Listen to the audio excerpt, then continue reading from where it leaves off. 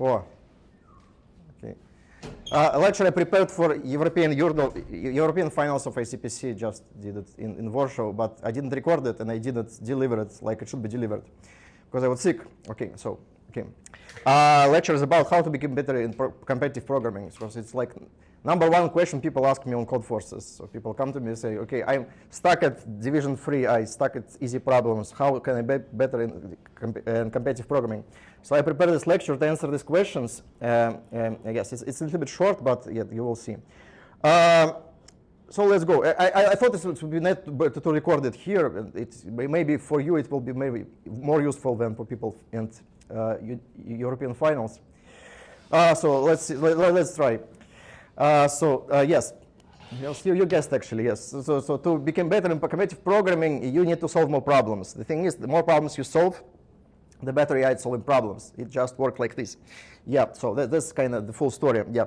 So I told you, yes, this was yes, you read again. Yeah. Oh, okay. No, I have more slides, but they're just like what once more. So the idea again. So people think it's a joke. So when I try to force people to solve more problems, they think, okay, you may be joking. So you have some secret techniques, some secret algorithms. You will teach us, and we will be better. It doesn't work like this. You need to solve a lot of problems until you are better competitive programming, and it works like this. So your brain is very flexible but very lazy. Okay, so if you solve problems over and over, your brain thinks, okay, this weirdo is solving problems every day. I need to dedicate this part of the brain just for problem solving. And after that happens, you magically solve problems just by looking. So you read the problems and okay, you think this, and your brain just solve it on the go. And sometimes I love these moments when I solve the problems, but I cannot tell how. So I just know that solution is in my head, but I cannot explain it because so it is in that part of the brain which is not yet come to my mouth. So it's fun state to come to. So that's my idea. Okay. So problem is it's boring. So again, so people tell me, so okay, we just solve problems over and over again. Okay, it's fun. Sometimes people tell me, okay, I'm solving problems for a month already, and I don't see any progress. And I'm like, okay, it's bad news. It's just beginning. So you need to solve actually like 100,000 problems until you get to the point. I like this movie. Did you watch this movie? No, it's called Karate Kid. Really old movie, actually, like 70s, I believe. Maybe, yes, not 60s, maybe 70s. So the idea of this movie, home task, watch this movie, okay?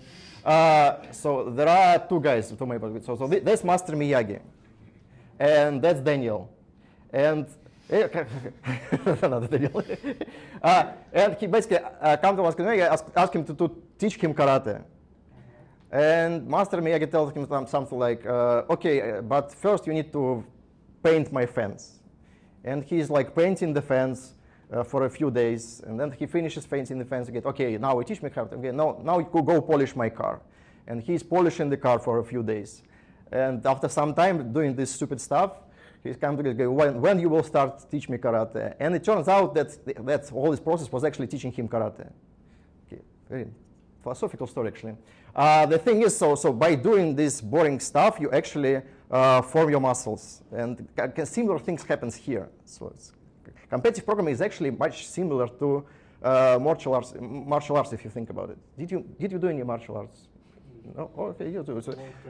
Well, it's a bit too. So for a long time ago, very short period actually. But what you do actually, a lot of, like 90% of the time, you're doing very stupid stuff. So you just do simple physical training, do simple punches, stuff like this, and then it's like in the last percent you do something interesting, but you cannot do it without all this stuff.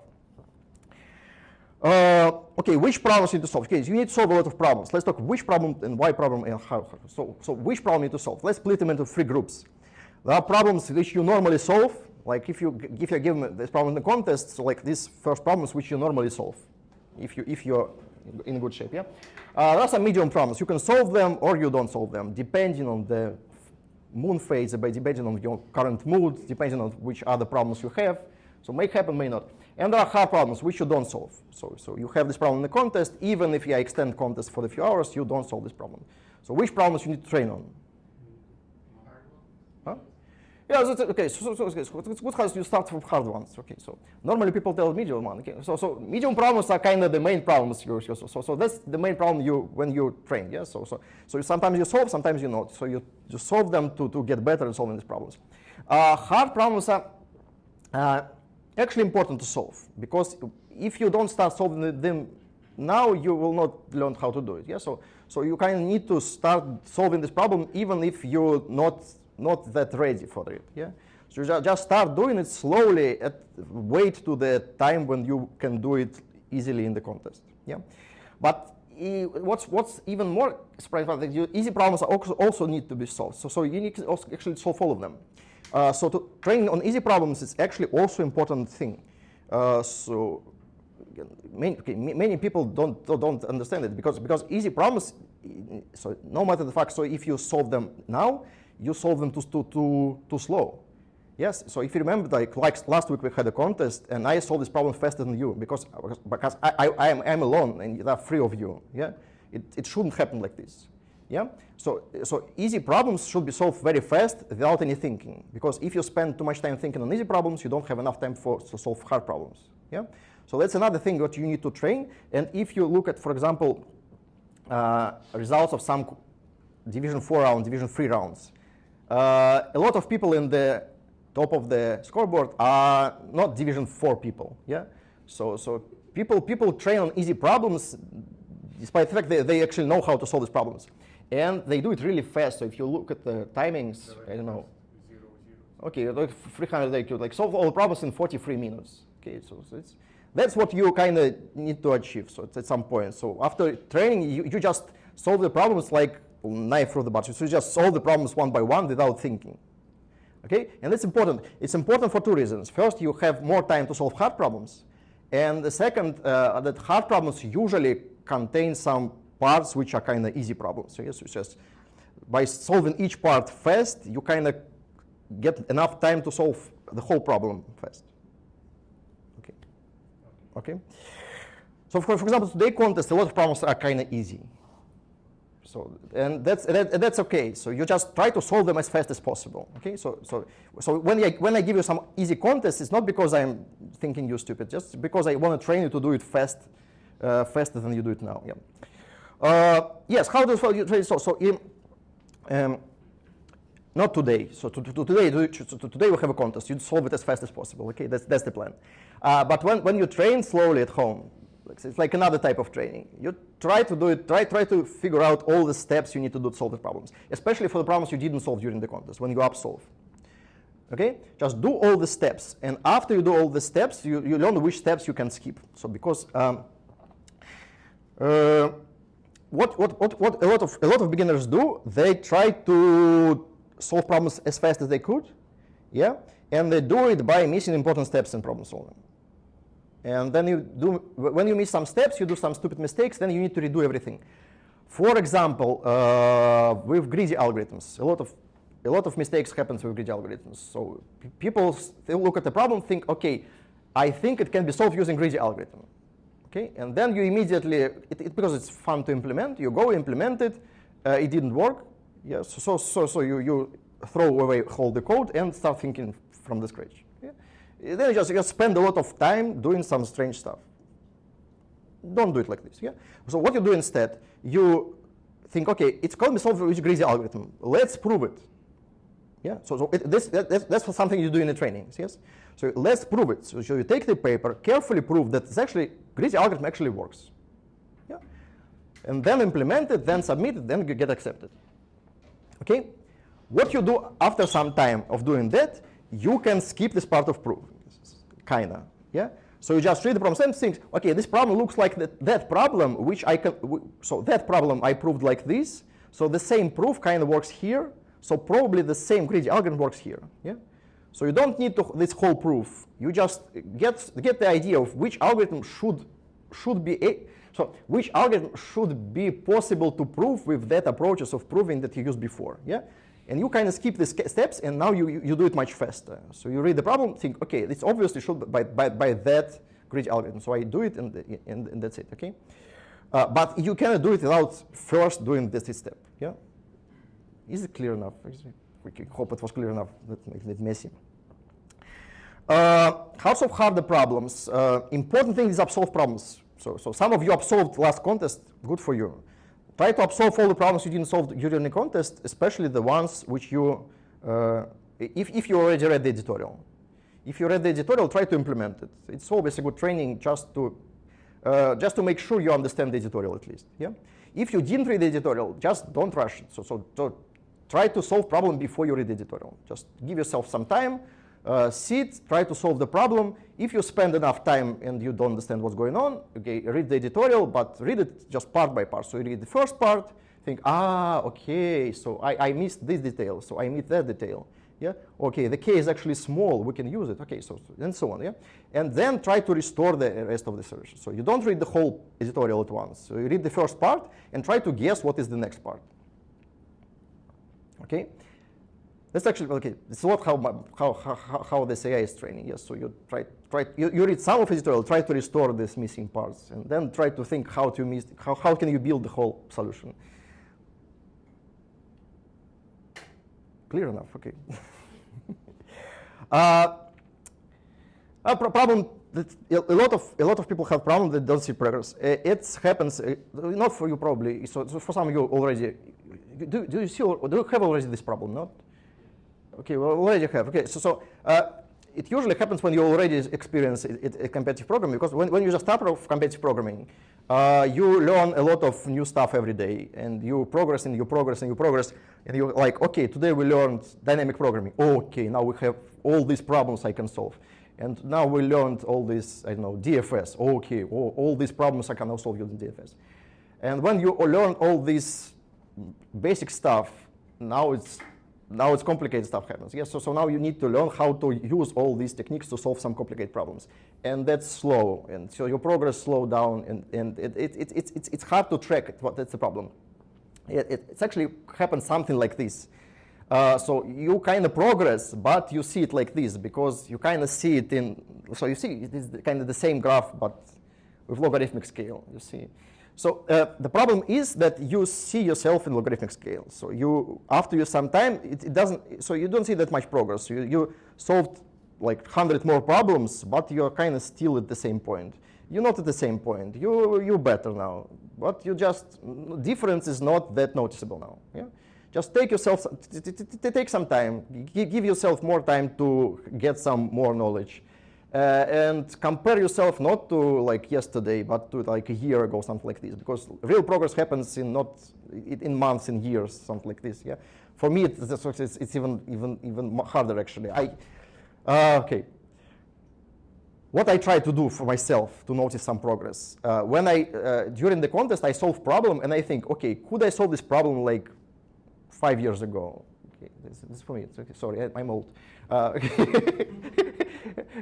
Okay, like few contests ago, I solved first problem in the contest I solved was divide and conquer with FFT in the middle, and I thought, okay, so this is the first problem of the contest which I solved. Okay, now we're on this level, so I can just start contest with just divide and conquer with FFT. Okay, so that's good. Okay, so again, so it's hard thing to do. Yes, just try to not rush yourself. So if you see no progress, so give yourself some time, solve some more. Yeah, it's hard to measure progress by some code forces rating or by some other metrics. So it's hard to measure it with some numbers. Okay, it's more like a feeling than numbers actually. So don't struggle if your rating is not growing. It's not a big problem. It's more about internal feeling of how the problems are solved. So if you're solving problem easier than you solved them a year ago, it's good. Good. Motivation. Yes, motivation is important. What about motivation? The thing is, to do the stuff we're doing here, you need to spend a lot of time, for very strange reason actually.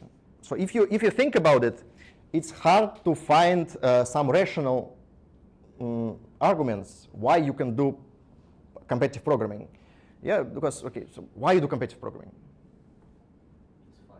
Well, it's fun. That's good. That's good. That's good. That's something we're looking for. Yeah. Important thing is to find some internal motivation to do it. So, okay. So, for example, food is an important motivation actually, if you know. People are very simple creatures actually. Yeah. That's why we have freelance. Yeah.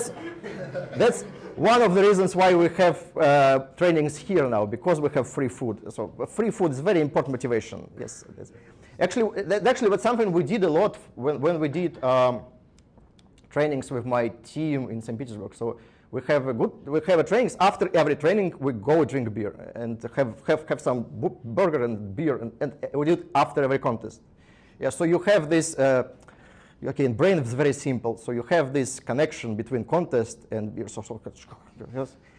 And your brain just likes solving contests because it knows that something good will happen afterwards. It's the same for why you participate in the contests.